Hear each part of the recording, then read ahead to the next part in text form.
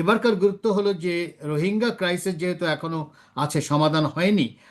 আমি মনে করি সেই ধরনের ইকোনমিক করিডোর করলে রোহিঙ্গার যে সমস্যা, কারণ করিডোর করতে, ইকোনমিক করিডোর করতে হলে ওটা আহ, কোনো সন্দেহ নেই, আহ, রাখাইনের মাধ্যমে, আরাকানের মাধ্যমেই ওটা যাবে। তো সেই হিসাবে রোহিঙ্গা সমস্যার সমাধানও হতে পারে, যেটা চীন আগেও বলেছে, যে উন্নয়ন বা রুট কজ, যেটা ডেভেলপমেন্ট, তার মাধ্যমে সমাধান করা।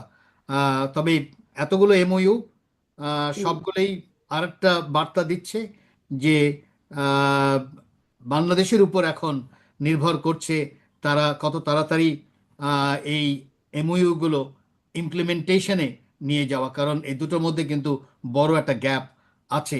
সেই দায়িত্ব বাংলাদেশকে কেন নিতে হবে। গ্যাপ কেন, মানে বাংলাদেশের উপর এটা দায়িত্ব কেন, বড় গ্যাপ গ্যাপ কেন বলছেন? গ্যাপ এই কারণে যে এমওইউ সই করা আর ইমপ্লিমেন্টেশন দুটো কিন্তু এক জিনিস না। তার মধ্যে একটা বিরাট একটা একটা ফারাক আছে বা গ্যাপ আছে।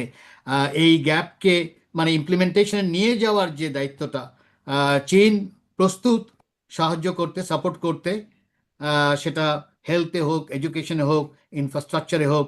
কিন্তু ইমপ্লিমেন্টেশনের কাজটা আমি মনে করি যে বাংলাদেশ যত তাড়াতাড়ি সামনে নিয়ে আসতে পারবে তত তাড়াতাড়ি সম্ভব। সে কিভাবে নিয়ে আসবে, আহ, এই জিওপলিটিক্সের কাঠামোর মাধ্যমে, সেটা দেখার বিষয়।